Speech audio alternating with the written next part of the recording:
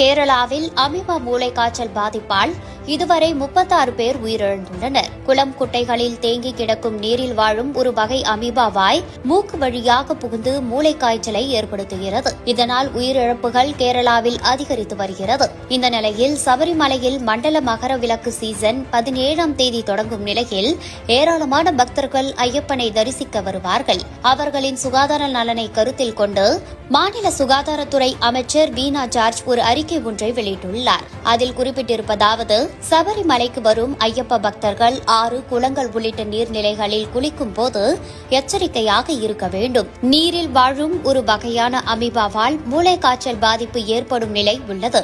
இதனை மனதில் கொண்டு ஐயப்ப பக்தர்கள் ஆறுகள், குளங்களில் குளிக்கும் போது மூக்கு மற்றும் வாய்ப்பகுதிகளை நன்றாக மூடியபடி குளிக்க வேண்டும். அதேபோல் குளிக்க பயன்படுத்திய துணியை நன்றாக உதறிய பிறகு தலை மற்றும் முகத்தை துடைக்க வேண்டும். பக்தர்கள் கண்டிப்பாக கொதிக்க வைத்த தண்ணீரையே குடிக்க வேண்டும். சபரிமலை உள்ளிட்ட இடங்களில் திறந்த வெளிகளில் மலம் கழிக்க தடை உள்ளதால் சுகாதாரமான கழிப்பறைகளை பக்தர்கள் பயன்படுத்த வேண்டும். சபரிமலை, பம்பை, நிலக்கல் உள்ளிட்ட இடங்களில் செயல்படும் மருத்துவமனைகளில் பாம்பு கடிக்கான விஷ எதிர்ப்பு மருந்துகள் உள்ளன.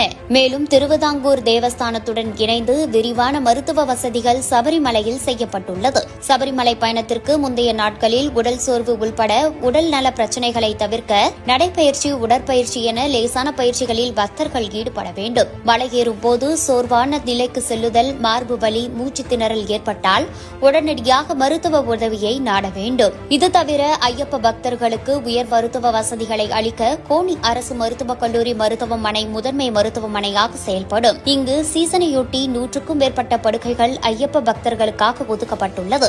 அதேபோல பத்தினம்திட்ட அரசு மருத்துவமனையில் இதய அறுவை சிகிச்சையும் செய்யப்படும். நிலக்கல், பம்பையில் மருத்துவ ஆய்வு மையங்கள் 24 மணி நேரமும் செயல்படும். சன்னிதானம், பம்பை ஆகிய இடங்களில் அவசர இதய சிகிச்சை மையம் செயல்படும். பந்தளம், அடூர், பத்தனம்திட்டா, வடசேரிகரா ஆகிய இடங்களில் சிறப்பு மருந்தகங்கள் செயல்படும். ஓட்டல்கள், உணவகங்களில் உள்ள தொழிலாளர்களுக்கு சுகாதார அட்டை கட்டாயப்படுத்தப்பட்டுள்ளது என்று அந்த அறிக்கையில் தெரிவிக்கப்பட்டுள்ளது.